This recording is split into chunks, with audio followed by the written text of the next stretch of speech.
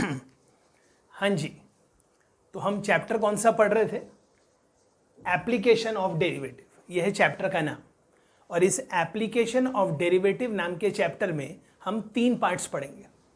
तो पहला पार्ट हम पढ़ रहे थे टेंजेंट एंड नॉर्मल। ओके, अब हम इसके अंदर एक जो आर्टिकल पढ़ रहे हैं वो लिखा है tangent to second degree curve at x1 y1। ये जो नीचे लिखा है इसको ध्यान से देखिए, क्या लिखा है? This is general second degree curve ax square plus 2hxy plus by square plus 2gx plus 2fy plus c equal to 0। और ये हम कोऑर्डिनेट ज्योमेट्री में पढ़ चुके हैं।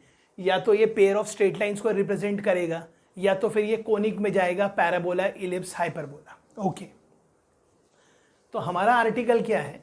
हमें इस कर्व को टेंजेंट लिखना है। कहाँ पे? x1 y1 पे। तो तरीका बहुत सिंपल है। सबसे पहले इस कर्व को डैश कर लीजिए, of course with respect to x, मतलब अज्यूम कर लीजिए ये क्वाड्रेटिक इन x है। ओके, मतलब क्वाड्रेटिक इन x भी है, क्वाड्रेटिक इन y भी है। पहले इसको डिफरेंशिएट कर लीजिए विद रिस्पेक्ट टू x, और फिर y डैश में x1 y1 डाल दीजिए, और y डैश में x1 y1 डाल दिया मतलब आपको स्लोप आ गया। और फिर टेंजेंट की इक्वेशन लिख दीजिए, y minus y1 is equal to slope into x minus x1। या फिर शॉर्टकट तरीका जो कि हम कोऑर्डिनेट ज्योमेट्री में भी पढ़ चुके हैं, और वो शॉर्टकट तरीका है x स्क्वायर को रिप्लेस करिए xx1 से, y स्क्वायर को रिप्लेस करिए yy1 से, x को रिप्लेस करिए x प्लस x1 बाई 2 से, y को रिप्लेस करिए y प्लस y1 बाई 2 से, और ये जो x इंटू वाई है, क्या है सर? x इंटू वाई, इसको रिप्लेस करिए x y1 plus x1 by 2 से। और जब आप ये सब्स्टिट्यूशन कर देंगे तो आपका आंसर वही आ जाएगा जो हम एक्चुअली कैलकुलेट कर रहे थे। तो ओरिजिनल मेथड क्या है? इस क्वेश्चन का सबसे पहले डैश निकाल लीजिए, डैश एट x1 y1 निकाल लीजिए तो स्लोप आ जाएगा। और फिर टेंजेंट की इक्वेशन बिल्कुल वैसे ही लिख लीजिए जैसे हम किसी भी स्ट्रेट लाइन की इक्वेशन लिखते हैं। y minus y1 is equal to slope at x1 y1 multiplied by x minus x1। या फिर डायरेक्ट तरीका, ये सब्स्टिट्यूशन कर दीजिए, x स्क्वायर के बदले xx1, y स्क्वायर के बदले yy1, x के बदले x plus x1 by 2, y के बदले y प्लस y1 बाई 2, और xy के बदले xy1 प्लस x1y बाई 2। तो जो आपका आंसर आ जाएगा, it is nothing but going to be the tangent to this second degree curve of course at x1 y1। I hope ये clear है। ओके, अब इसके बाद लिखिए नेक्स्ट एक नोट। ये नोट बहुत इंपॉर्टेंट है। और ये नोट क्या कहता है, ध्यान दीजिए। ये नोट कहता है कि अगर आपके पास कोई कर्व है which is passing through origin, तो लिखिए आपका नोट क्या है? आपका नोट है इफ अ कर्व, लिखिए please, if a curve is passing through origin. Sir मैं समझ नहीं रहा हूं, तो आप लिखते भी जाइए, मैं समझा भी रहा हूं।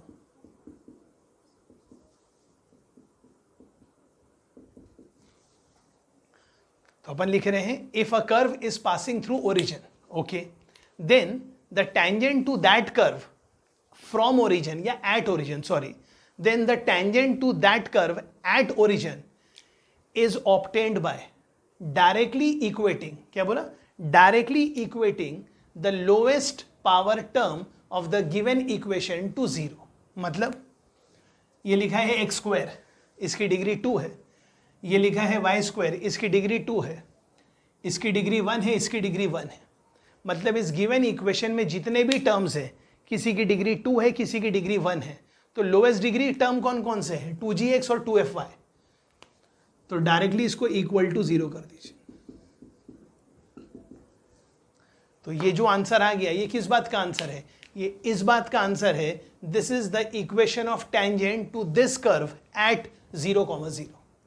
और अगर आपको वेरीफाई करना है तो तरीका आप जानते हैं। पहले इस कर्व को डिफरेंशिएट करिए, फिर आपको dy बाई डी एक्स निकलेगा, फिर dy by d x at 0,0 निकालिए, और फिर टेंजेंट की इक्वेशन लिखिए y minus 0 is equal to slope जो अभी आपने कैलकुलेट किया इंटू x माइनस x1। या तो डायरेक्ट तरीका है नोट, अगर कोई कर्व ओरिजिन से पास हो रहा है, सर कैसे पता चलेगा कोई कर्व ओरिजिन से पास हो रहा है? x के बदले 0 और y के बदले 0 डाल दीजिए, 0 0 0 0 0 इक्वल टू 0। मतलब जो आपने लिखा है वो बिल्कुल सही है, मतलब वो कर्व ओरिजिन से पास हो रहा है। तो कोई कर्व अगर ओरिजिन से पास हो रहा है तो उस कर्व को अगर आपको टेंजेंट की इक्वेशन लिखना है एट ओरिजिन, तो तरीका है उस कर्व की इक्वेशन में जितने भी लोएस्ट का मतलब है सबसे कम पावर वाले टर्म हैं उनको डायरेक्टली उठा के इक्वल टू 0 कर दीजिए। तो ये क्या आ गया? This is equation of tangent to this circle and of course this circle is passing through origin. Okay, इस नोट को समझाने के लिए एक एग्जांपल और लिखते हैं, और नेक्स्ट एग्जांपल ये है x³ plus y³ minus 3xy is equal to 0। और ये हम पहले भी पढ़ चुके हैं। इस कर्व को कहते हैं फोलियम ऑफ डिकार्ड्स, और अगर आपको याद होगा तो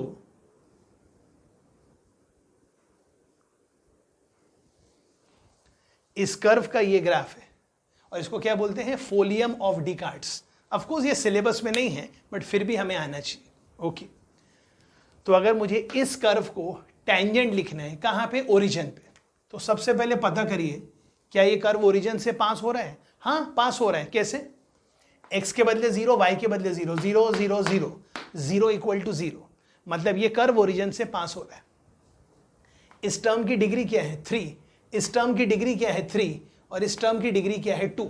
तो लोएस्ट डिग्री टर्म कौन सा है? 2। तो डायरेक्टली लोएस्ट डिग्री टर्म को इक्वल टू 0 कर दीजिए, मतलब -3xy इक्वल टू 0। तो जवाब आ गया xy इक्वल टू 0। और xy इक्वल टू 0 का मतलब है x0 एंड y0। मतलब x इक्वल टू 0 और y इक्वल टू 0 ये दोनों टेंजेंट है। सर y इक्वल टू 0 मतलब ये, this is y equal to 0। तो जो लाइन है y इक्वल टू 0 ये किसको टेंजेंट है? अरे सर इस फोलियम ऑफ डिकार्ड्स के इस कर्वेचर को, ये वाला जो कर्वेचर है ना, ये वाला, इसको टेंजेंट है। ओके, और x इक्वल टू 0 ये है x इक्वल टू 0।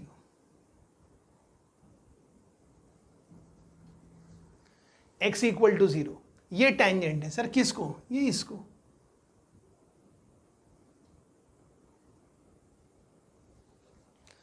कहने का मतलब ये वाला जो कर्वेचर है उसको x एक्सिस टेंजेंट है और ये वाला जो कर्वेचर है उसको y एक्सिस टेंजेंट है।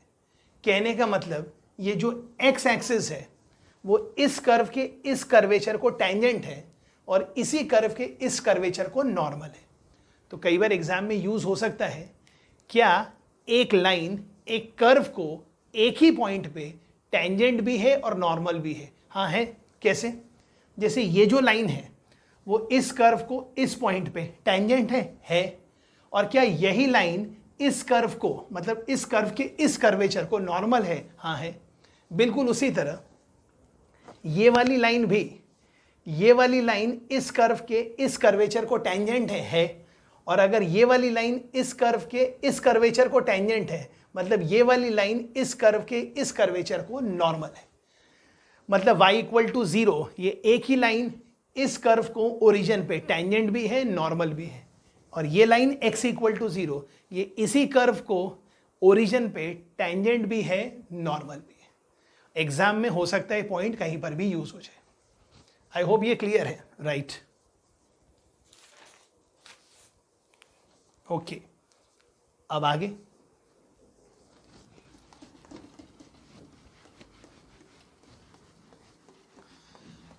अब लिखिए सम स्टैंडर्ड पैरामेट्रिक रिप्रेजेंटेशन। मतलब हमें कुछ स्टैंडर्ड कर्व्स के पैरामेट्रिक रिप्रेजेंटेशन देखना है। ओके, तो हम दो कॉलम बना लेते हैं।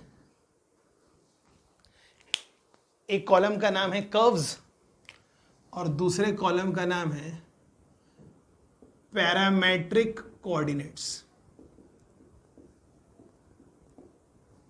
ओके, जैसे मैं पहला कर्व यहां लिख रहा हूं, और आई होप आपको इसके पैरामेट्रिक रिप्रेजेंटेशन आता है। 80 स्क्वायर कॉमा 280, आई होप ये विजिबल है आपको। Okay, next x square is equal to 4ay। अब ये एक्स स्क्वायर है तो अपन पता कर सकते हैं इसके पैरामीटर क्या होंगे, बिल्कुल पता कर सकते हैं। तो x का नाम क्या है, x का नाम है 280 और y का नाम क्या है 80 स्क्वायर। तो 280 का स्क्वायर मतलब लेफ्ट से आ गया 4a स्क्वायर टी स्क्वायर और राइट से भी आ गया 4a square t square. Okay, third x square plus y square is equal to r square. ये तो सर सर्कल है, तो इसका रिप्रेजेंटेशन क्या होता है parametrically r cos theta r sin theta. Okay, एक और लिखते हैं सर, ये कई बार यूजफुल हो सकता है। Y square is equal to x cube, तो x का नाम है टी स्क्वायर और y का नाम है टी क्यूब। चेक कर लीजिए सर कैसे, y square is equal to x cube, तो x के बदले डालेंगे t, तो यहां से आएगा टी स्क्वायर का क्यूब मतलब t का पावर 6 और यहां पर आएगा टी क्यूब का स्क्वायर मतलब t का पावर 6। मतलब जो हमने लिखा है वो बिल्कुल बराबर है।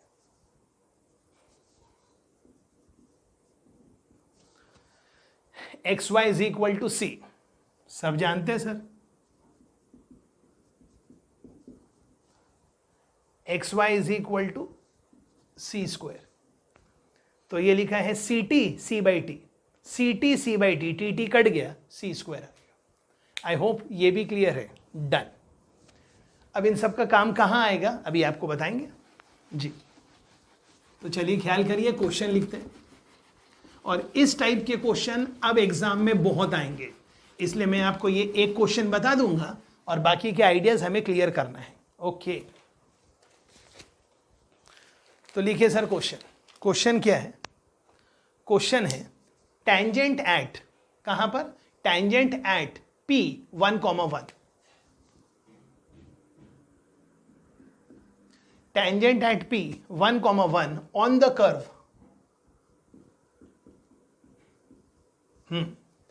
क्या बोल रहे हैं, tangent at P 1,1 to the curve y square is equal to x cube meets the curve again at Q। क्या बोले सर, इस कर्व को इस पॉइंट पे टेंजेंट है और इस पॉइंट पे इस कर्व का टेंजेंट इसी कर्व को दोबारा मिल रहा है, कहां पे, Q पे। और आगे क्वेश्चन है फाइंड कोऑर्डिनेट्स ऑफ Q। जी, सबसे पहले हम ये ग्राफ प्लॉट करेंगे जी।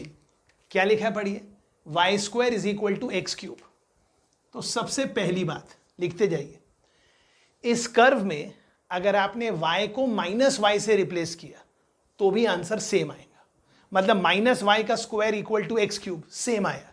मतलब पहला पॉइंट आपको पता चल गया, this curve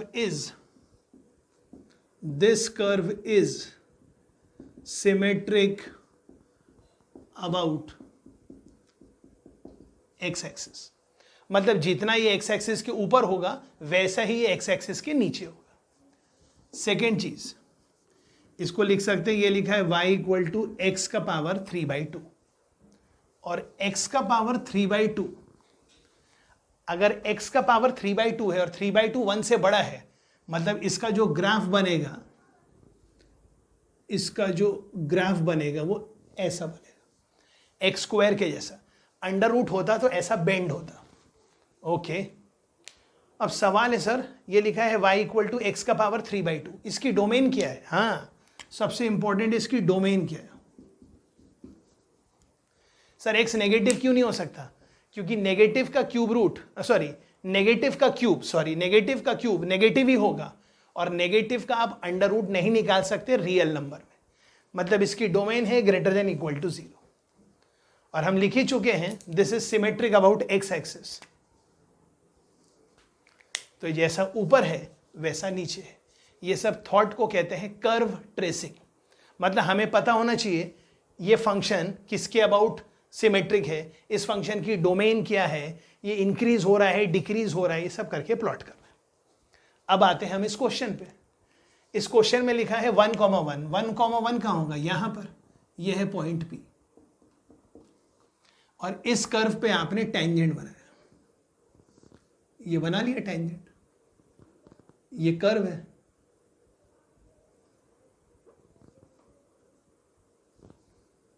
okay, I hope clear हो रहा है। और आगे वाला कह रहा है ये जो टेंजेंट है, ये जो टेंजेंट है, ये इस कर्व को दोबारा मिल रहा है कहां पर, Q पे। और थोड़ी देर पहले हमने पढ़ा था इसके कोऑर्डिनेट्स क्या होते हैं, पैरामेट्रिक कोऑर्डिनेट्स क्या होते हैं, t² t³। मतलब अगर आपको पॉइंट Q के कोऑर्डिनेट्स निकालने हैं तो आपको क्या निकालना है, सिर्फ t निकालना है। t निकाल लिया तो आपका आंसर आ गया। मैं फिर कह रहा हूं ये क्वेश्चन नहीं है, this is question of questions. मतलब अब ऐसे बहुत सारे क्वेश्चंस एग्जाम में आते रहेंगे और हमारे सामने आते रहेंगे। तो सर कर्व क्या है, कर्व है y² = x³। सबसे पहले मुझे इस कर्व को इस पॉइंट पे टेंजेंट लिखना है, टेंजेंट लिखना है, टेंजेंट लिखना है। मतलब आप समझ गए मैंने ये क्या किया, मैं टेंजेंट का स्लोप निकाल रहा हूं। तो y' क्या आ गया, 3x² / 2y।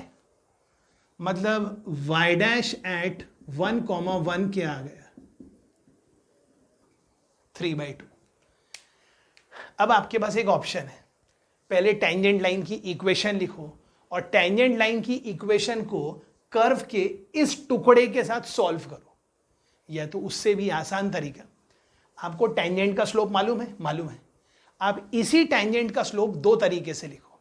एक तरीका आप लिख चुके हैं, आई रिपीट माई वर्ड्स, इस टेंजेंट का स्लोप आप दो तरीके से लिखिए। पहला तरीका तो आप लिख चुके हैं और दूसरा तरीका है स्लोप इन 2 पॉइंट फॉर्म। मतलब आपको ये पॉइंट भी मालूम है, ये पॉइंट भी मालूम है। तो जब दोनों पॉइंट मालूम है तो इस लाइन का मतलब सो कॉल्ड टेंजेंट का स्लोप क्या होगा,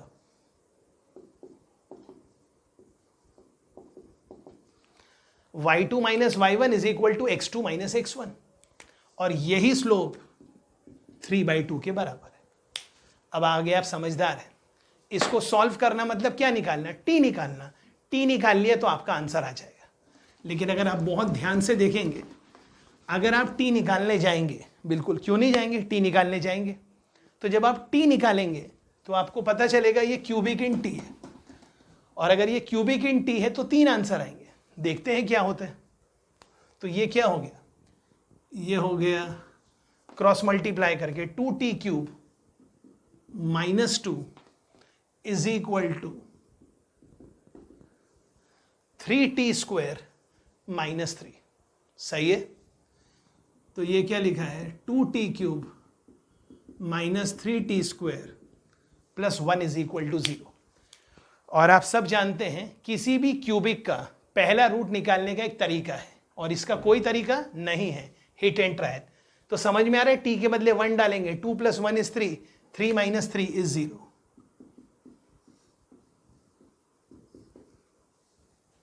ओके, तो आपको चाहिए 2t³, यहां लिखा t, तो t × 2t², 2t³। यहां पे आया -2t², पर अपने को चाहिए -3t², तो -3t²। ये आ गया +t, पर ऊपर t है ही नहीं, -t + 1। ओके, अब ये आ गया। अब इसको सॉल्व करेंगे तो ये क्या लिखा है, ये लिखा है 2t² - 2t + 1 - 1 = 0। ये सब समझदार हैं आप, ये आना चाहिए आपको। सॉरी, इनमें 2t कॉमन ले लेंगे तो आंसर क्या आ गया, t - 1 × t - 1, मतलब t = 1 रिपीटेड रूट है, और मैं कहता हूं t इक्वल टू 1 तो चलेगा ही नहीं सर, क्यों? क्योंकि आपने t इक्वल टू 1 डाला तो पॉइंट आएगा 1,1, वो तो ऑलरेडी पॉइंट p के कोऑर्डिनेट्स है। मतलब अगर आपको पॉइंट q के कोऑर्डिनेट्स निकालना है तो t को क्या लेना है, -1/2, यहां पटक दीजिए तो -1/2 का स्क्वायर मतलब 1/4 and -1/8। I still repeat my thought, ये फंडामेंटल अब बहुत बार यूज होने वाला है, तो ये अब आपको आना चाहिए। Right right. नेक्स्ट क्वेश्चन, मैं एक बार देखता हूं रिकॉर्डिंग हो रही है कि नहीं हो रही है। जी बिल्कुल हो रही है सर, बिल्कुल हो रही है। Okay, next question please.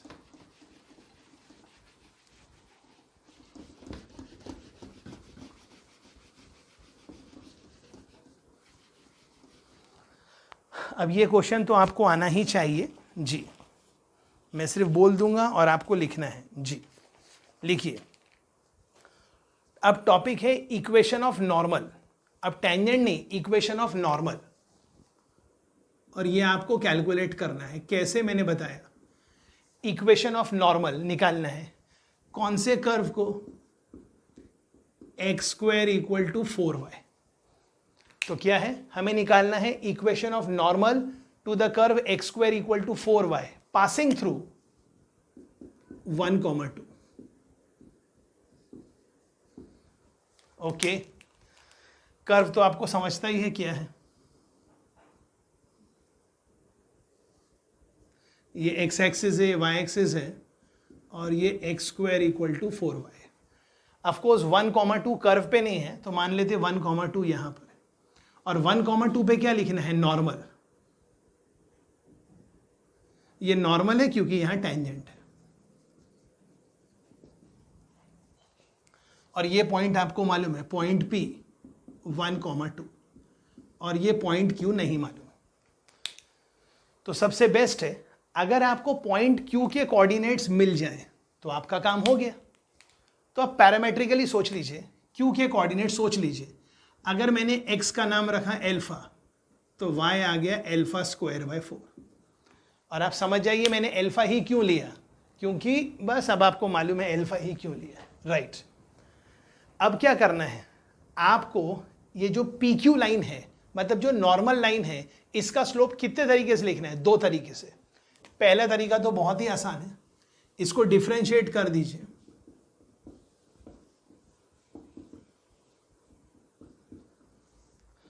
लेकिन आपको स्लोप कहां पे चाहिए, α,α²/4। तो y डैश एट α,α²/4। लेकिन ये α/2 किसका स्लोप है, टेंजेंट का, तो नॉर्मल का स्लोप क्या आ गया। मतलब आपने नॉर्मल PQ का स्लोप एक तरीके से लिख लिया, और दूसरा तरीका आप समझते हैं, दूसरा तरीका होगा y2 minus y1 upon x2 minus x1। आगे आप समझदार हैं मैं क्या बोल रहा हूं। इसको सॉल्व करेंगे तो अल्फा आ जाएगा, अल्फा आ जाएगा तो α²/4 आ जाएगा, मतलब पॉइंट Q आ जाएगा। पॉइंट P मालूम है और पॉइंट Q पता चल चुका है, तो फिर अगर कोई बोलेगा PQ लाइन की इक्वेशन लिखो, ये तो कोई भी बच्चा लिख सकता है, y minus y1 is equal to slope into x minus x1। और स्लोप तो हम ऑलरेडी जानते हैं, स्लोप क्या है, -2/α। अल्फा आ गया मतलब स्लोप आ गया। आई होप ये क्लियर है। राइट, आगे नेक्स्ट क्वेश्चन लिखिए सर।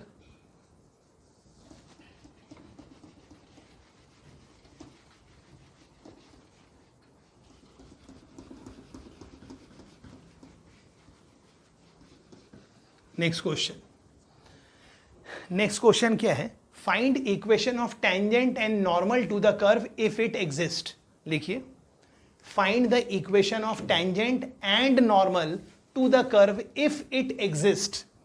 अब ऐसा क्यों बोल रहे हैं इफ इट एग्जिस्ट, उस पर अपन ख्याल करेंगे sir. If it exist,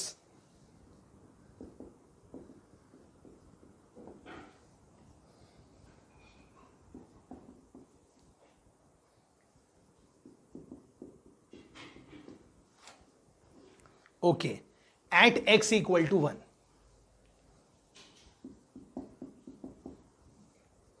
eight x equal to 1। ओके, तो सवाल है ये देखना है मुझे इस कर्व पे टेंजेंट की इक्वेशन लिखनी है। तो सबसे पहले तो मुझे देखना है क्या ये कर्व कंटिन्यूस है। तो सबसे पहले आप किसका टेस्ट करेंगे? सबसे पहला टेस्ट होगा continuity test.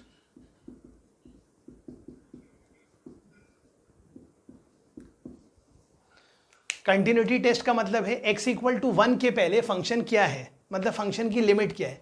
x equal to 1 से जस्ट पहले 1 माइनस 2 मतलब -1, और 1 से जस्ट आगे 1 माइनस 1 माइनस 1 मतलब -1, मतलब लेफ्ट हैंड लिमिट भी -1 है, राइट हैंड लिमिट भी -1 है। ओके, बधाई हो, फंक्शन कंटिन्यूस है। Second test differentiability test.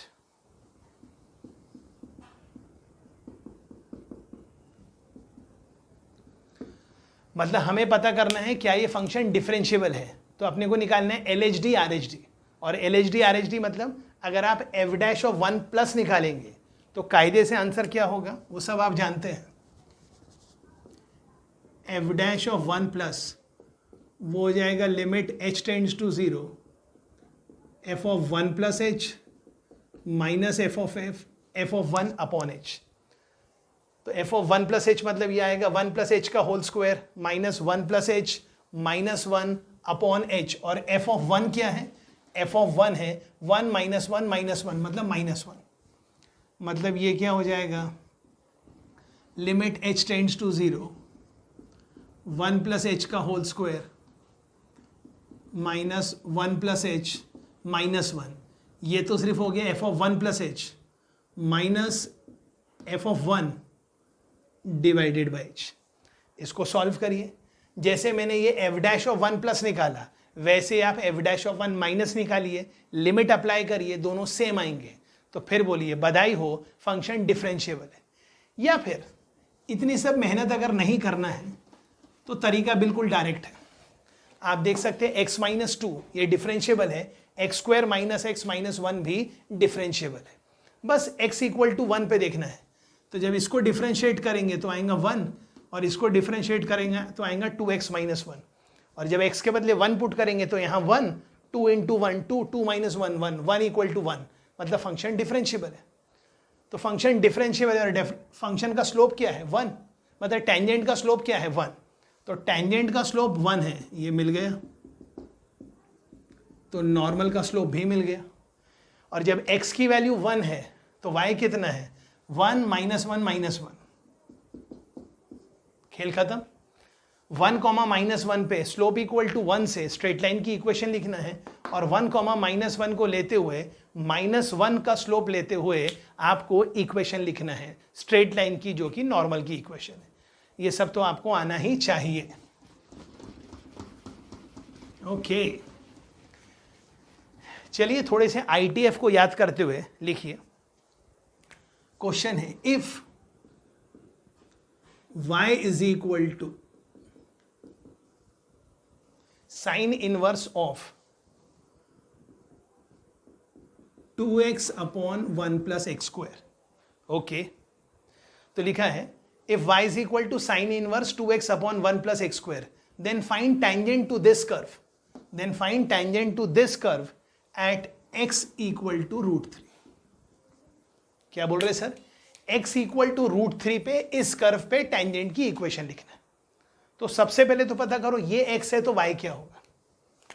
तो सबसे पहले पता करो ये x है तो y क्या होगा।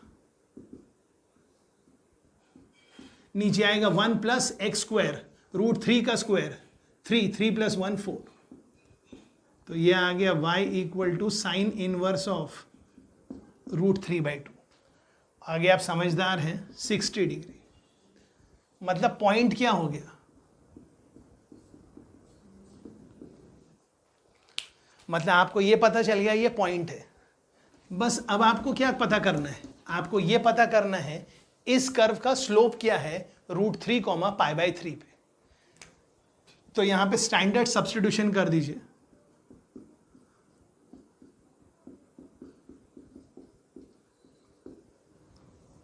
Put x equal to tan theta, तो y क्या दिखेगा अब मैं डायरेक्टली बोलूंगा वो आपको आना चाहिए, 2 tan theta upon 1 plus tan square theta. और अब हम पहुंच गए साइन इनवर्स ऑफ साइन में, मतलब आईटीएफ की प्रॉपर्टी नंबर 1 में जिसके 12 सब पार्ट्स है उसका ये 7वां सब पार्ट है। और sign inverse of sine 2 theta 2 theta से टूटेगा अगर 2 थीटा माइनस पाई बाई 2 से पाई बाई 2 है तो। बट क्योंकि x √3 है, तो क्योंकि x की वैल्यू √3 होगी तो यहां से tan थीटा है, मतलब tan थीटा √3 है, और tan थीटा √3 है मतलब थीटा 60 डिग्री है, और थीटा 60 डिग्री है मतलब 2 थीटा 120 डिग्री है। मतलब आप पाई बाई 2 से आगे हैं और 3 पाई बाई 2 से पहले हैं। तो फिर ये कैसे खुलेगा, ये लिखा है sign inverse of sine Raju, तो ये खुलेगा पाई माइनस राजू से, मतलब ये आएगा पाई माइनस 2 थीटा। और जब आप इसको डैश करेंगे तो पाई का डेरिवेटिव 0 आएगा, और ये लिखा है 2 थीटा, और 2 थीटा मतलब 2 tan इनवर्स x, तो y डैश क्या होगा -2 अपॉन 1 प्लस एक्स स्क्वायर। और आपको y डैश कहाँ पे निकालना है, आपको y डैश निकालना है जब x की वैल्यू √3 है। तो यहाँ पे √3 डालेंगे तो √3 3 + 1 4, मतलब स्लोप आ गया -1/2। और अब बड़े आसानी से कर लेंगे, y minus y1 is equal to slope into x minus x1। LCM ले लीजिए और प्रॉपरली अरेंज कर दीजिए, तो मैं अज्यूम कर रहा हूं कि आपका आंसर आ जाएगा जी। नेक्स्ट,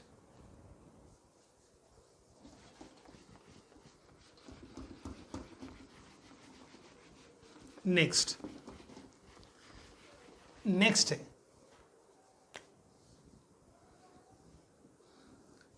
बहुत ही स्टैंडर्ड क्वेश्चन है। मैं क्वेश्चन लिखाने से पहले डायग्राम बना ले रहा हूं तो आपके आइडियाज भी क्लियर कर सको।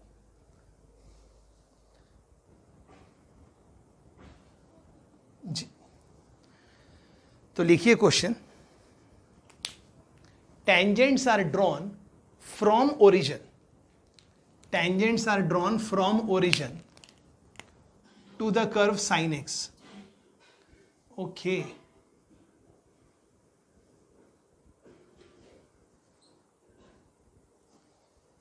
ओके, जो भी tangents are drawn या multiple tangents are drawn to the curve y equal to sin x from origin.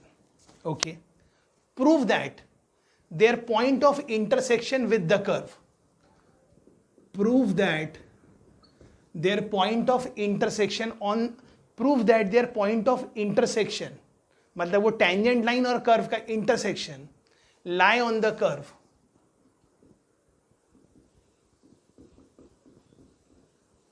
Ji lie on the curve। और कर्व की इक्वेशन क्या गिवन है sir, x square minus y square is equal to x square y square, शायद कुछ ऐसा ही है। तरीका बहुत आसान है, मुझे पता करना है कि जितने भी तमाम टेंजेंट्स हैं, किसको, साइन एक्स को, तो ये जितने भी टेंजेंट्स हैं वो h, k पे है, और h, k इस कर्व का लोकस है। तो सबसे पहले h, k कर्व पे है, तो सबसे पहली equation y equal to sine x मतलब k equal to sine h. अब हम एक काम करेंगे, ये जो टेंजेंट की इक्वेशन है ना, ये जो टेंजेंट है, सॉरी ये जो टेंजेंट है इसका स्लोप हम दो तरीके से लिखेंगे। ओके, तो कर्व है y equal to sine x, तो y डैश आ जाएगा cos x। लेकिन मेरे को कहाँ निकालना है, h, k पे, h, k पे। ओके, तो स्लोप क्या आ गया, cos h, और 2 पॉइंट फॉर्म से स्लोप क्या है, y2 minus y1 upon x2 minus x1। तो आपको साइन एच बराबर समथिंग मिल गया और cos h बराबर समथिंग मिल गया, स्क्वायर एंड ऐड, तो स्क्वायर एंड ऐड।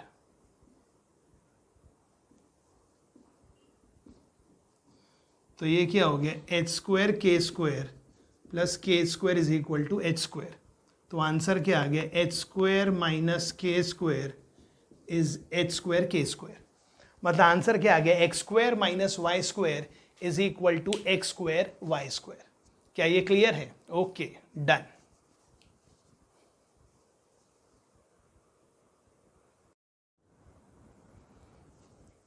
ओके, अब क्वेश्चन क्या है, ये कर्व है y is equal to x का power 1/3 multiplied by 1 minus cos x. और अब करना क्या है, इस कर्व पे टेंजेंट की इक्वेशन लिखना है एट ओरिजिन। ओके, ठीक है। तो अगर आपको किसी भी कर्व पे टेंजेंट की इक्वेशन लिखना है एट ओरिजिन, तो आप सबसे पहले क्या बोलेंगे, इस कर्व को डैश कर दो। और जब आप इस कर्व को डैश करने जाएंगे तो डेरिवेटिव का प्रोडक्ट रूल यूज करेंगे। तो पहली बार लिखेंगे u into v dash plus v into u dash, लेकिन x का power 1/3 is not differentiable at x equal to 0। ये हम इसके पहले वाले वीडियोस में देख चुके हैं। तो अब हम क्या करेंगे, अगर ये डिफरेंशिएबल नहीं है तो स्लोप निकालने का तरीका है कौन सा, ये वाला, जो कि बिल्कुल सबसे बेसिक तरीका है। f डैश ऑफ 0 वो हो जाएगा limit h tends to 0 f of 0 plus h minus f of 0 upon h। Okay,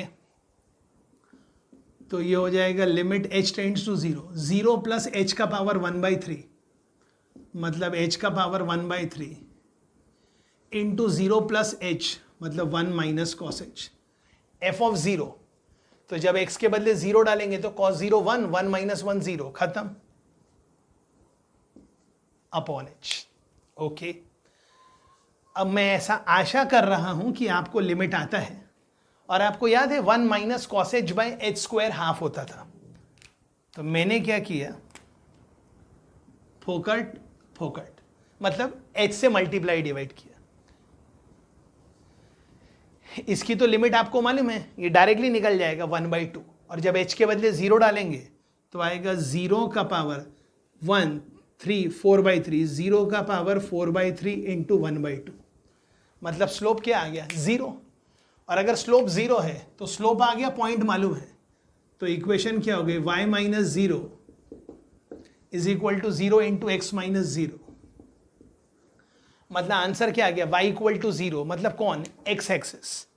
एक तरीका और भी है ये चीज कैलकुलेट करने का, कैसे ख्याल करिए, एक तरीका और भी है, और तरीका क्या है अभी मैं आपको बताता हूं। ये लिखा है y is equal to x का पावर 1/3 इंटू 1 माइनस, अब आपको याद है मैक्लॉरिन सीरीज जो हम लिमिट में यूज करते थे, राइट। तो ये आएगा 1 minus x square by factorial 2 plus x का power 4 by factorial 4 and the story goes on and on and on, right. 1 से तो 1 शहीद हो गया, मतलब ये क्या दिख रहा है, y इज इक्वल टू, ये तो चला गया, ये माइनस माइनस प्लस हो जाएगा, तो ये लिखा है x का पावर 1/3 और एक्स स्क्वायर, मतलब जब आप इन दोनों को कंबाइन करेंगे तो जो माइनस था वो प्लस हो जाएगा, हो जाने दीजिए, और इसकी डिग्री क्या होगी 1/3 प्लस 2, मतलब यहाँ पे जो पहला टर्म आएगा उसकी डिग्री क्या होगी 7/3। उसके बाद भले माइनस में आएगा अगला टर्म 1/3 प्लस 4, तो उसकी डिग्री क्या आएगी 13/3 and so on and so fourth, और इसकी डिग्री क्या है 1। तो इस इक्वेशन की खास बात क्या है, इस कर्व की, ये कर्व ओरिजिन से पास हो रहा है, हाँ हो रहा है, और अगर मुझे इस पे टेंजेंट लिखना है एट ओरिजिन, तो सबसे डायरेक्ट तरीका है equate the lowest degree term of the given curve to 0, and lowest degree term कौन है, y। तो आंसर आ गया y इक्वल टू 0, मतलब x एक्सिस, वही तो हमने पहले भी कैलकुलेट किया था, राइट, राइट, ग्रेट।